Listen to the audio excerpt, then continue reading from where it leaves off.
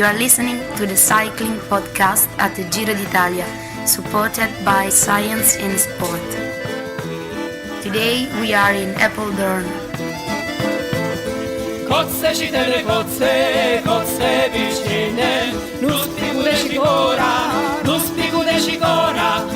Hello, my name's Richard Moore. I'm with Lionel, Birnie.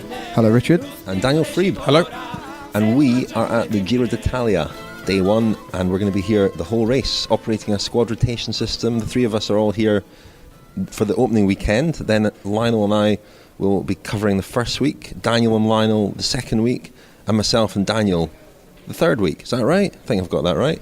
Yeah, that is right. Yeah, it's going to be great, isn't it? It's going to be fantastic, and it's got off to a cracking start, and we're going to talk all about that in a moment or two. You heard at the start there our new Giro jingle, and also a little message for our sponsor for the Giro, Science in Sport. Thank you very much to them. It's thanks to them that we are bringing you these daily free podcasts, along with our other sponsor, Eurosport. And Science in Sport are also supporting our Kilometre Zero series. We're producing 9 Kilometre Zeros at this Giro, 3 a week, beginning on Monday. So we're all looking forward to that. Tell us about the music though, Daniel. That music was laid on by a London-based folk group called Amaraterra, new friends of the podcast. Amaraterra play pizzico music, which is a kind of folk music that comes from Salerno in the south of Italy, where you'll be next week. So look them up, amaraterra.co.uk. They've got a gig on tomorrow in London, unfortunately sold out, but they've got a lot of gigs coming up that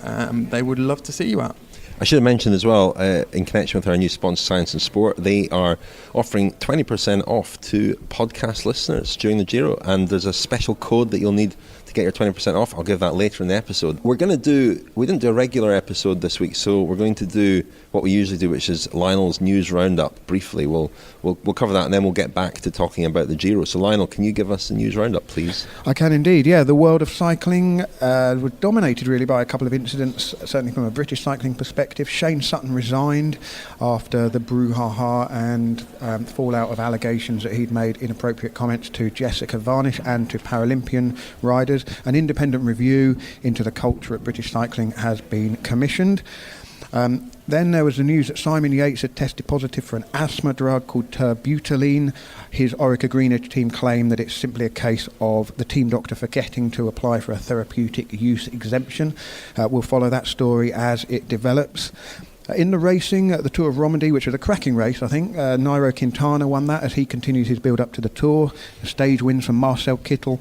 Thibaut Pinot won his first World Tour time trial, and Chris Froome went on the attack and won a stage. The Tour de Yorkshire was another thrilling race, well certainly the last stage was, which was won by Thomas Voeckler, a very popular winner of a truly brilliant, really anarchic stage into Scarborough.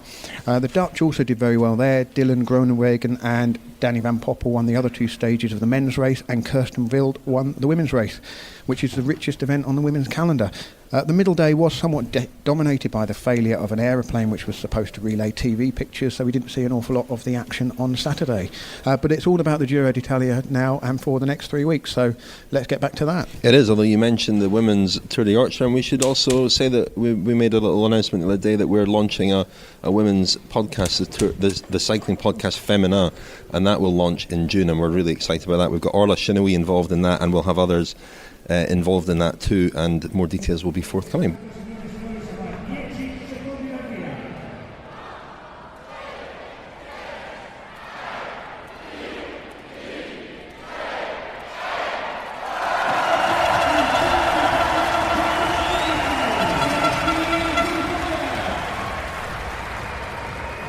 There we are then, the 2016 Giro d'Italia is underway. That was the crowd cheering Fabio Sabatini, the first rider to tackle the opening stage time trial here in Apeldoorn.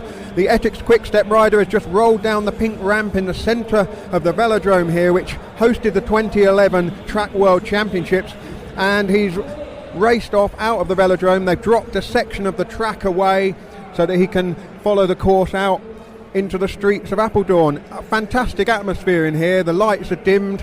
There's a pink glow all around. The centre of the track's full of VIPs who are enjoying a glass of wine, something to eat. Pretty much everybody held up their camera phone to take a picture of Sabatini.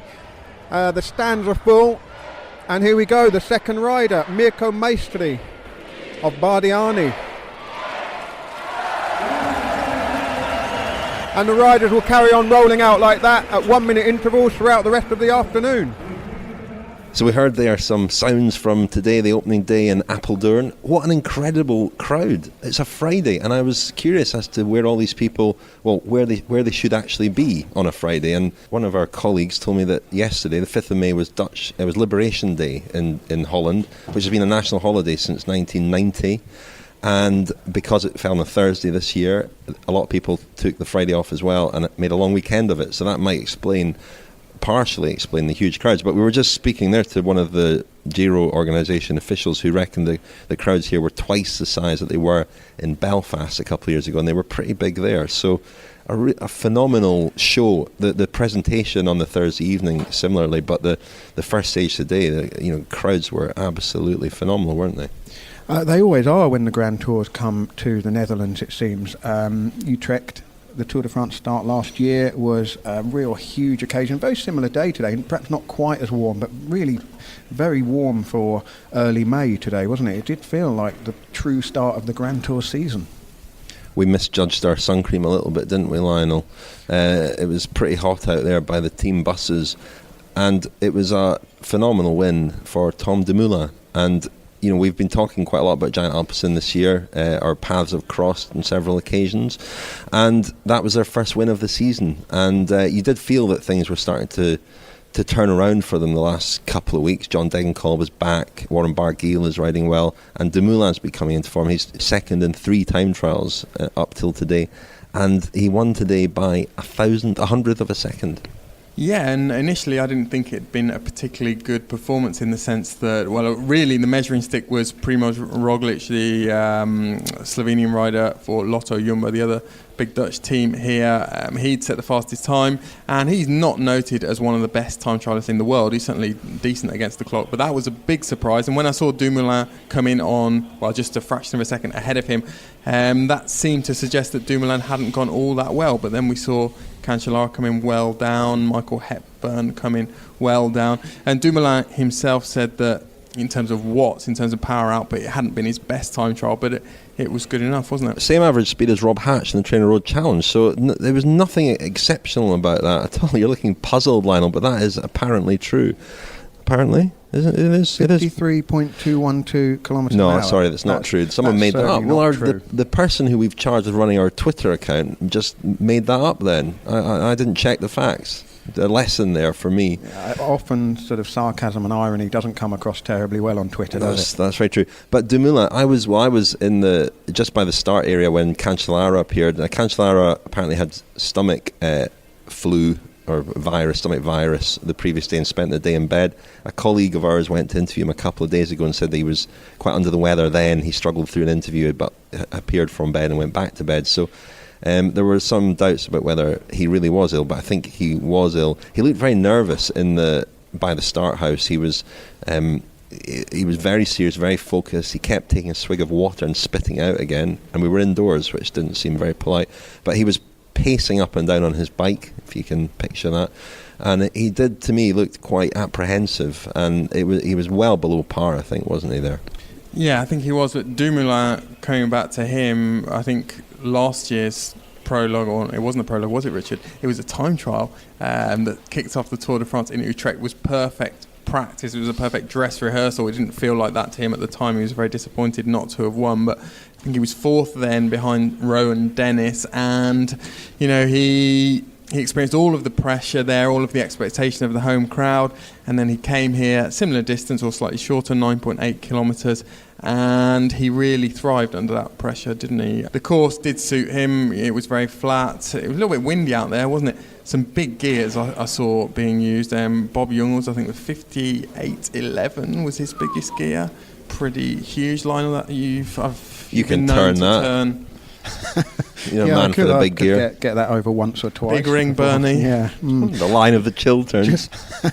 Yeah, I was going to say about Fabian Cancellara, the worst double bluff ever, because he announced that he wasn't feeling well, which is very unusual for any sports person to give any sort of advantage to his opponents in the days leading up to a big objective, and this really was a big objective for Cancellara. His last attempt to try and win the pink jersey at the Giro first, d'Italia. no? He was never worn it before, and this was his last chance, one suspects, unless something amazing happens in the coming days, to add a pink jersey to his collection.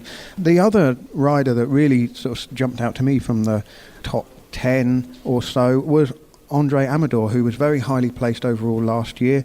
Movistar rider, you can't even call him as an outsider. You have to put him in the top bracket of favourites. And I know they're only playing for seconds on a day like today, but we see it so often in the Grand Tours, the importance of getting a high overall position early on, particularly when in the early days here in the Netherlands, it's going to be all about keeping out of trouble, making sure that there's no significant time losses in either crashes or crosswinds or whatever we may be dealt with in the next couple of days. And then, of course, the climbing starts in the south of Italy reasonably gently at first, but Movistar will be absolutely delighted to have one of their main hopes already up there. And it's not just the time lost or gained, is it, Lionel? We've said many times before in Grand Tours, in prologues, opening time trials, it is a great indicator of how springy someone's legs are feeling, how good their general condition is. And, you look at Nibali today, and I think it was a very respectable performance from him. He was 15th, Richard? Am I looking in the right place? 14th, 15th, 17th? 16th. Got there in the end. Like probably the best drunk man playing darts. The best wasn't it? of the overall contenders. Richard, if you kindly tell me where the others were. Well, Mikel Landa was well down. In fact, he was almost caught by Tom Dumoulin, I think. Marcel Kittel, not an overall contender, admittedly, but worth noting his rider. He started off his career as a time trialist, of course, didn't he? And he was 6th, so and fifth. With time bonuses available over the next few days, very much a pink jersey contender. Poised to take pink. Stefan Kung, the young BMC rider, was a second down at the intermediate time check, and then he hit the barriers. He came off, so he might have been a challenger for the stage. Perhaps lost his chance. But yeah, I mean, Kittel, exceptional ride by him. Obviously, as you say, going well, Daniel, and Mikel Landa is going well. This is not the sort of stage for him. But losing 43 seconds on such a short distance when in a Grand Tour where time trialling is going to be important doesn't perhaps bode well for him. Eurosport, the home of cycling. Okay, you heard there our Eurosport jingle. Thank you very much to them for their continued sponsorship for the Giro. As at the Tour last year, we're going to be doing a daily award of a Apeldoorn de Charme, giving a T-shirt to a rider. We thought we'd leave that until we get to Italy to start that. So we get our act together a bit. Yeah, after that shambolic first attempt to... First Apeldoorn de Charme will be Tuesday's stage in Italy. Nominations welcome. #PDC. That'll do. #PDC. As at the Tour last year, it covers a wide range of attributes. But we not get a lot of darts tweets. PDC, isn't that the World's Darts Championship? No? Anyway. It'll do. PDC Giro. #PDC Giro. That'll do. So we'll start that on Tuesday, and we've got some lovely T-shirts, new design, and they are available on our website for sale as well. So we'll start that on Tuesday. We've got more to talk about from today's opening stage. I just noticed that Giant-Alpecin had 4 riders in the top 13, a pretty strong team performance by them. Surprising? It was, in the sense that their results, as we've noted many times before, have not been great this year, largely due to the crash they had in Calpe in January, which wiped out 6 of their team really in the short term. Their service course is around the corner. They're playing on home turf, and they were obviously very motivated, weren't they? Yeah, you mentioned when we were just chatting off air there, Daniel, that a couple of surprises today. Ilnur Zakarin was 38th, well down, and Rigoberto Urán, both strong time trialists just behind him. Not very good days for them. Now, you talk about teams, and it was interesting sort of just going around the buses today in Apeldoorn, getting the opinions of a few team managers, riders, which we'll hear from later, just about the teams and the strength of the various contenders' teams. And Nibali's is obviously very tried and tested. It's the group that he's had with him for 2 or 3 years now in Grand Tours. Urán, a bit of a difference of opinion over whether Cannella brought a strong team here or not. They've got, Davide Formolo is going to be supporting Urán in the mountains, a young Italian who came to prominence last year when he won a stage in Liguria. Simon Clark as the road captain, but pretty inexperienced, I think. you've got to mention Joe Dombrowski at this point, also Mountain Domestique, and he's recording an audio diary for the cycling podcast for friends of the podcast. So one hopes that they have an interesting Giro, if nothing else. Very taciturn on this issue, Lionel.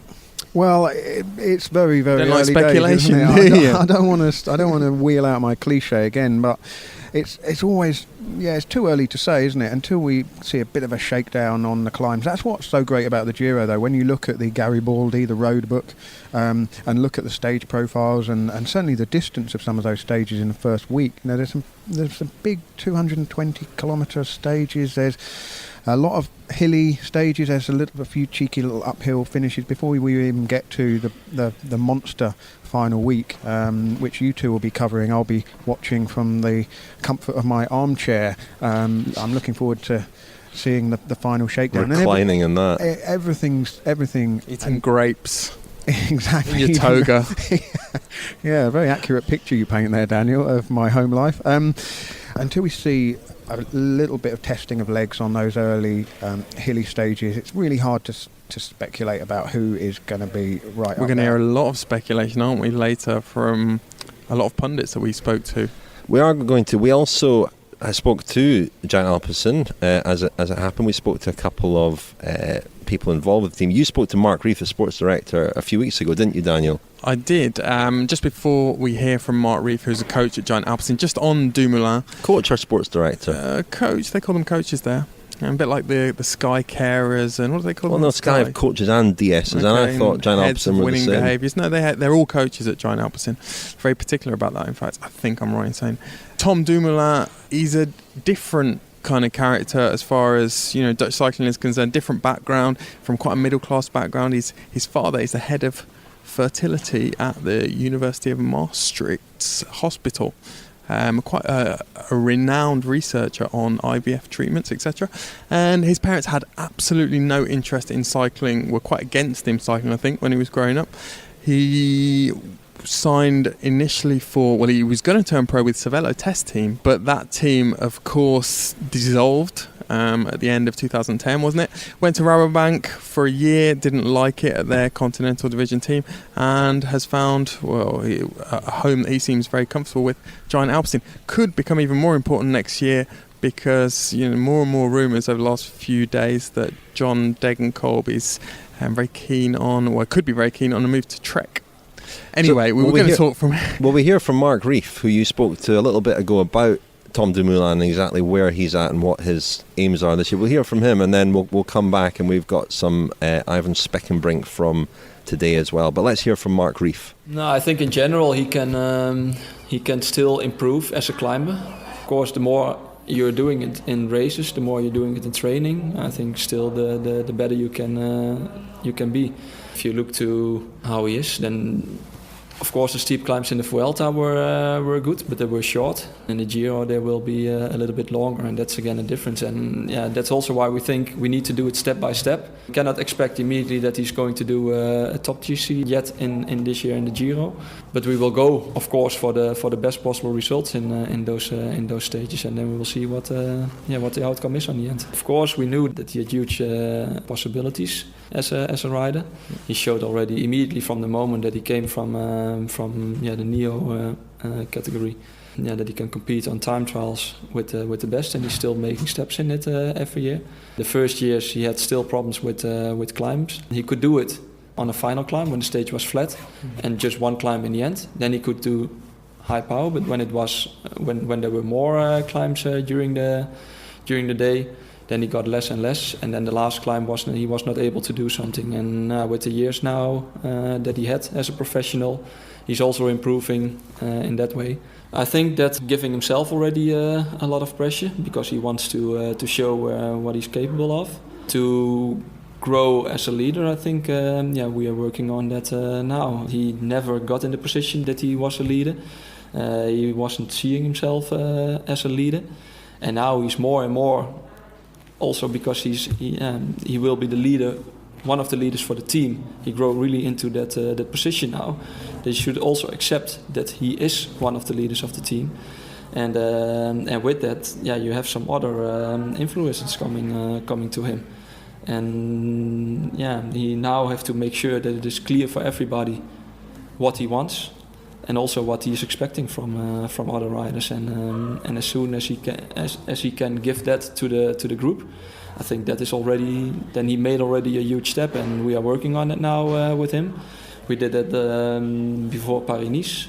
We did it in Paris-Nice, and we will also continue working on that the coming period. And you cannot say, some people are born leaders, and I don't think that you can say that he is a born leader. He's more a type of guy that he's really enjoying what he's doing, and he's really enjoying being on the bike, and he really wants to go for his goals. But he's more a guy that is easy in the race, isn't really stressed in a race, wants to take it as easy as possible. Until last year, he was more. He had more the idea that when you are a leader, more stress is coming to you, and I don't like that really. But we have to show him with speaking about situations. We're speaking to him that it doesn't give him stress when it's clear for him and when it's clear for other guys what we and he expecting from other guys, and that's a process we are working on, and that also takes time. So that was Marc Reef on Tom Dumoulin. He was speaking at a time when things had still not really started to improve for Giant-Alpecin.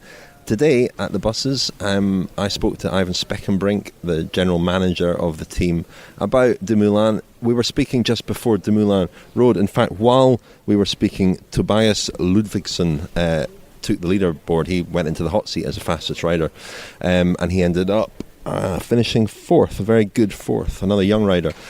And Dumoulin was still to ride, but he spoke about Dumoulin's prospects here at the Giro and what his main focus was, and the longer term plan for him as well. So here is Iwan Spekenbrink. There is a big motivation and obviously some pressure, but we don't want to give him pressure that he has to win, or we have prepared this day that he on this day he can get the best out of his opportunity, about his ability. We've been working to that, and with the profile of a rider he has and the type of course is here and the magnitude of this big event, obviously you feel it's a chance. So he feels this is a chance for me, and that gives pressure / motivation, a bit of both. And that's where you have to work with, that can inspire you. We will not. We don't give the pressure him. You need to have the first place. You need to have because you don't have it in the hands. There is sometimes somebody else can be better. What we want is that he gets the best out of himself today, and that's already hard enough to do it on the days which really count. He's had some bad luck this season, some illness and so on, and obviously the team has had terrible luck.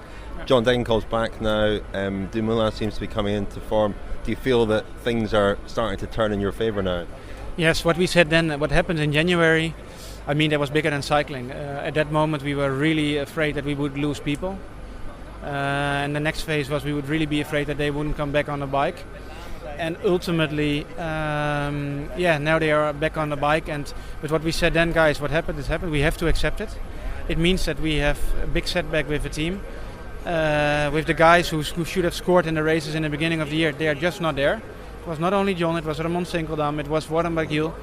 So we have to accept it. We have to keep working. Everybody in its own role should get better.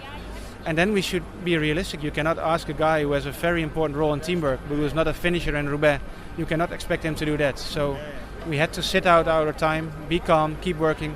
And the moment the guys get back and the team is getting complete, we know we have the confidence that again we have made a step and that we will have the success again. And the last weeks, the Ardennes Classics, we did really well.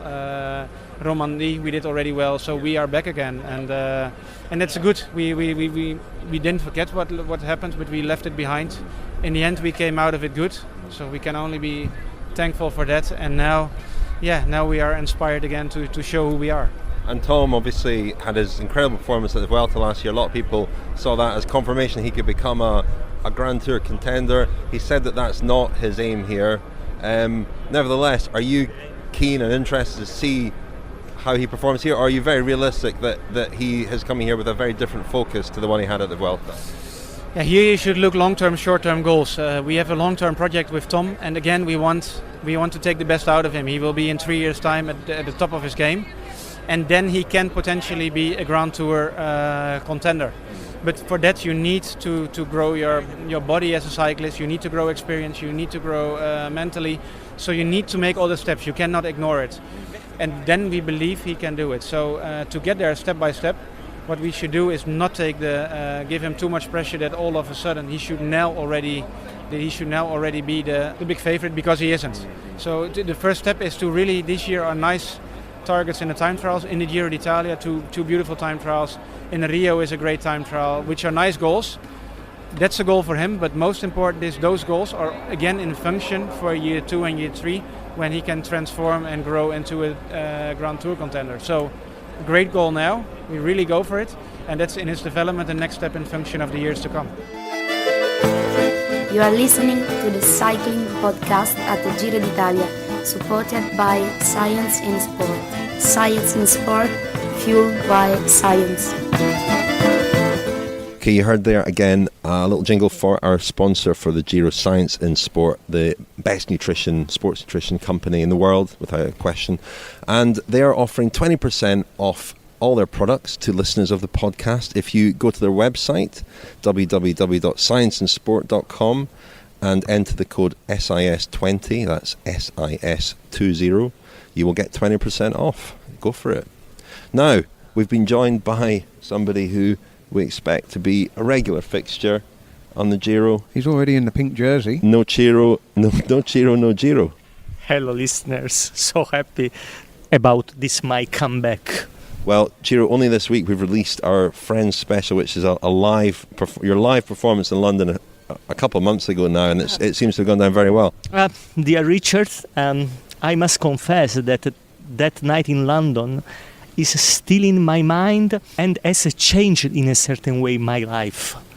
More confidence in myself, more relationship with our public that was in London, and so I hope that we could repeat as soon as we can. Maybe in London, maybe not. I prefer, can you easily imagine where, but why not? Let's hope so. You were able to put faces to Twitter handles, weren't you, Giro? How do you feel being here in Holland for the start of the Giro? Well, not bad.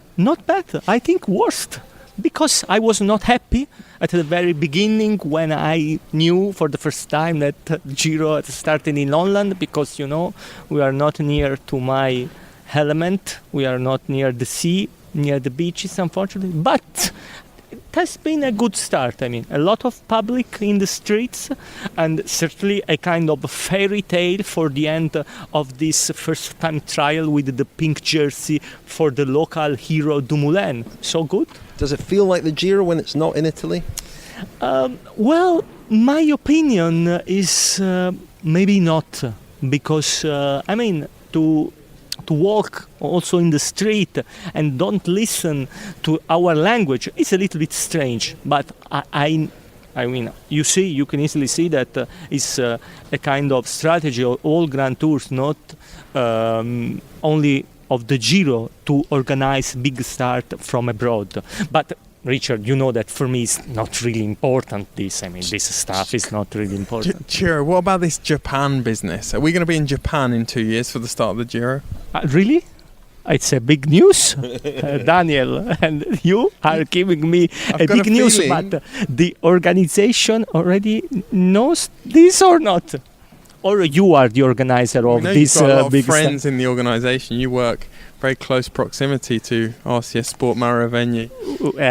Well, about this, I can maybe have a lawyer in order to answer to this question, because without a lawyer, I don't want to answer. It's better. So what percentage chances are of it starting in Japan in 2 years? In 2 years, 1%. 1%. Wow.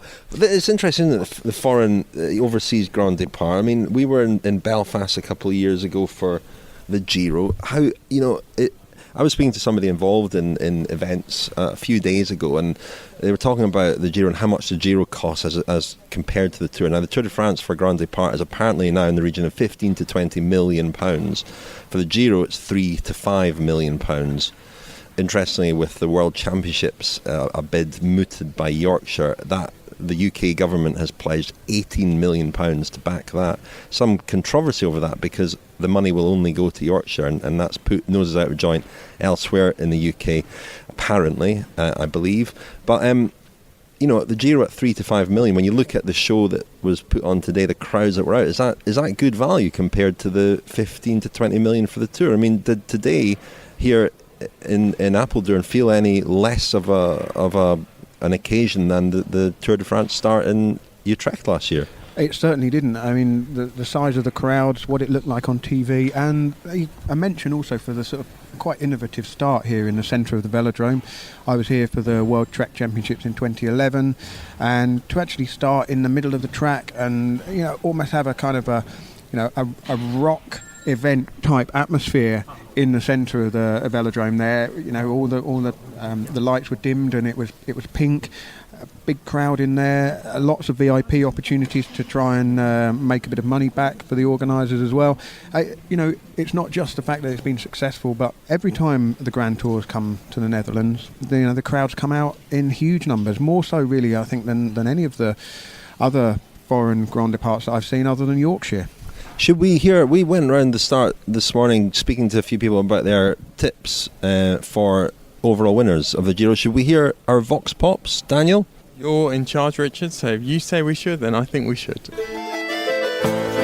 Adam Yates, Orca Green Edge, and I think Landa will probably win, but my outside bet is Esteban Chavez. Eric Breukink, former Giro Italia stage winner, and finishing on the podium in the general classification. My prediction is in the first place Nibali, second Landa, and third Valverde. Gaia Piccardi for Corriere della Sera, Italian newspaper. I want to be patriotic, so I'm going to say Vincenzo Nibali. He has to win, and he will win the Giro. This is Hans Ruggenberg from the Telegraph. I think Tom Dumoulin will win the Giro d'Italia.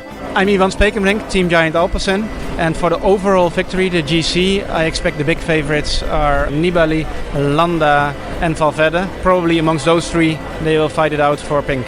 Matt Stevens, working on the Giro for Global Cycling Network. I'm going for Mikel Landa of Team Sky. Maximilian Sciandri, BMC Racing Team Sport Director. I'd go full Italian, Nibali. Brian Copeland, team manager from Lamprey Merida. For me, the winner is going to be Nibali. Douglas Ryder, team principal of Team Dimension Data for Quebec, and I predict Vincenzo Nibali will win the Giro d'Italia 2016. Michael Rogers, and I'm an ex-Giro d'Italia stage winner and Tour de France. My prediction for the top three in this year's Giro would be, in no particular order, Maika, I think Valverde will be there, and Nibali. I'm Sonny Colbrelli, Bardiani CSF, and the next winner, Giro d'Italia, Vincenzo Nibali. Raymond Kergos from the Telegraph from Amsterdam. I think Tom Dumoulin is going to win the Giro d'Italia. Tim de Waele, sports photographer, and the winner of 2016 Giro for me is Vincenzo Nibali. My name is Rod Ellingworth, work for Team Sky, and Mikel Landa's going to win the Giro. Why are you laughing?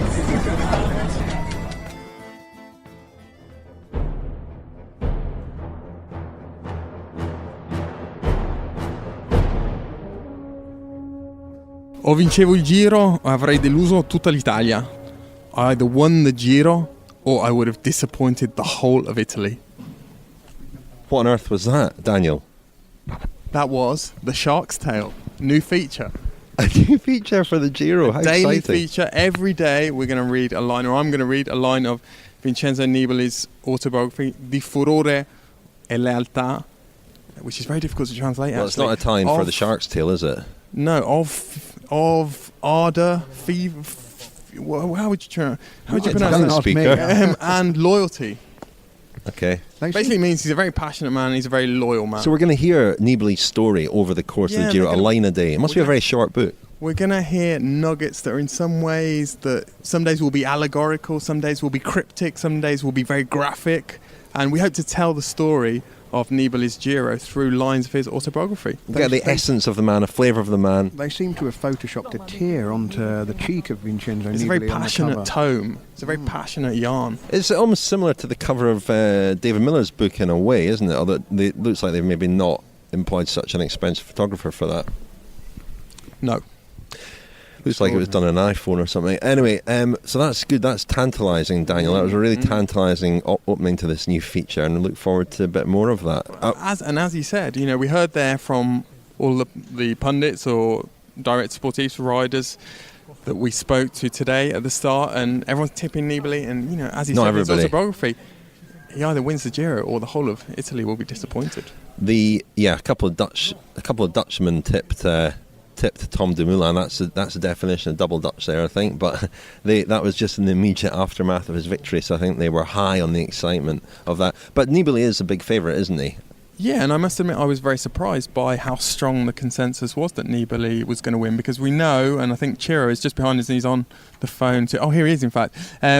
Ciro has been telling us all week that Nibali is slightly nervous, slightly apprehensive, not too sure of his form, didn't go well in Trentino, felt that some of his teammates were going better than him. So to hear an overwhelming majority really of those tipsters backing Nibali was a surprise to me. Who are we on the phone to there, Ciro? I was talking to Paolo Slongo, the trainer of Vincenzo Nibali, but as you can imagine, dear Richard, dear Daniel, dear Lionel, we weren't talking about the stage of today. What were you talking about? Yes, I mean, we have a kind of agreement that I can tell maybe for the first time to our listeners. Maybe nobody knows this, so it's really a good. I try to know in advance when Nibali will go for a period of a training camp to Passo San Pellegrino in Italy, because you know that from time to time Nibali trains in altitude in Passo San Pellegrino, and for example normally he goes there in June before the Tour de France, and I want to be sure to know the period of Vincenzo Nibali, because I don't want to go to Passo San Pellegrino, and so when Nibali decides the period, I take holidays. Yes. The most important, because some years ago, I remember, Richard, it was 4 years ago, before the Tour de France of 2012, when Nibali got third, I spent 2 days in Passo San Pellegrino with him, and I was with him in the car during a long train of 7 hours between Dolomite mountains. Richard, I think the awful, the worst day of my life. And so I don't want to be any longer in Passo San Pellegrino with Vincenzo. I hope your boss doesn't listen to this, because he'll be looking out for that holiday application. He's not going on an altitude training camp in the next 3 weeks, though, Ciro. Not. What are his prospects here? How's he going? How was he? But did you mention today's stage at all to his coach? Not really, but no. As a matter of fact, I spoke a little bit to Vincenzo after the stage. He was quite satisfied. I think that he had good feelings comparing to the last Giro del Trentino, in which he was not really happy. Only 10Ks is not a lot to say anything, but I was quite satisfied. There was a wonderful moment on Eurosport during Liège-Bastogne-Liège a couple of weeks ago when he began to lose contact with the leaders, Nibali, and Rob Hatch was commentating, and he was saying, well, Nibali came here, wasn't too sure of his form and his fitness, and the very laconic, I was looking for the word, very laconic Sean Kelly just offered, well, he knows now. It was a great moment of Sean Kelly commentary. Well, we were going to talk more generally about the Giro, what's going to happen. What's going to happen? What are the stages we should be looking out for in the first week, Daniel? The first big, what they call in Italian, appuntamento, appointment, is Roccaraso. Would you say Nibali? I'm calling you Nibali now, Ciro. Your neck of the wood, not too far from Naples. It's something that I could be happy to be known as Nibali. No, I don't think so, because I'm Ciro. I'm a great personality. I don't need to be called Vincenzo Nibali. No, not at all. No. We're asking about the first appointment. Yes, Daniel knows really well Italy, and Roccaraso, it's near to Naples. It's my home country, and Roccaraso, it's a typical place in which people from Naples go to have a mountain holiday. It's not me, obviously, as you know, but yes. I mean, it's tough, but not extremely tough. Daniel, it's an unfortunate bit of scheduling, really, that you're doing the first bit in the Netherlands here and then leaving, abandoning us. Richard and I are going to have to cope with Italy. I mean, how many words of Italian do we have between us? Not many. And we are going to have to cope with the first week in Italy. Any tips for us? What should we be looking out for down in the south? Well, it's not. I mean, I'm not very familiar with the south of Italy, to be honest. I spend all of my time pretty much in the north. But you know, we've talked about. I think we maybe mentioned the petty crime, didn't we, in Kilometre Zero that might come out in a day or two. As far as the stages are concerned, Lionel, there are a couple of gnarly little finishes. Praia Mare, which is on Tuesday, 10th of May. That could be a tough one. There's a climb near the end there, sort of a puncher. Scatista, there's a new word for you. Scatista is kind of a puncher in Italian. Good one for them. I would look out there for Diego Lisi, someone like that. And then we've got the Stato Roccaraso, which we've just mentioned, the first mountaintop finish. But, not a lot is going to happen. It's kind of a fairly typical Giro first week, ending with a sort of medium mountain summit finish. I didn't envisage there being big gaps on general classification. We've talked to people here in Holland. It's probably not going to be too much wind the next couple of days, so as long as the finishes aren't too complicated, chaotic, hopefully everyone will stay upright and all the contenders should be still there when I rejoin you in Tuscany. I'm sure you'll enjoy the cuisine, Lionel. I'm looking forward to that. Yeah, the best deep pan pizza joints in the whole of the south of Italy. I was so glad I'm not going to be around to see this for a week at least. What's the time for flat white again, Daniel? I've forgotten. I did look it up on Google Translate. How many days before these jokes get tired? For me and the listeners. Anyway, go on. Anyway, I think they'll be, before we reach Italy, they'll be tired of these jokes. Shall we wrap it up for today? It is day one after all. It's been a bumpy old start, hasn't it? We've got a long 3 weeks ahead of us. It's going to be fine. It's going to be absolutely fine. I can't wait. I'm looking forward to it more than anything I've looked forward to for a long while. Wow. Yeah, no, so am I. I'm really looking forward to it too. And when we do get to Italy, we'll also take delivery of our car, which we're looking forward to. We'll unveil our car at some point on Tuesday. That's an exciting moment. We're in your mate's camper van at the moment, aren't we, Lionel? Our mate, Simon the photographer, he's been out on the course. Haven't seen him actually. I hope he's made it back okay. Normally would have expected him to have made his way back here. Can I just say a final disclaimer before we get hate mail? The south of Italy is very beautiful. It's not all about petty crime. There's a lot more to offer. Great landscapes, great food, great wine. You're going to love it. We can't wait, and we'll wrap up there and we'll return tomorrow, still in Holland. So for the moment, thank you very much, Daniel. Thank you. Thank you, Lionel. Thank you.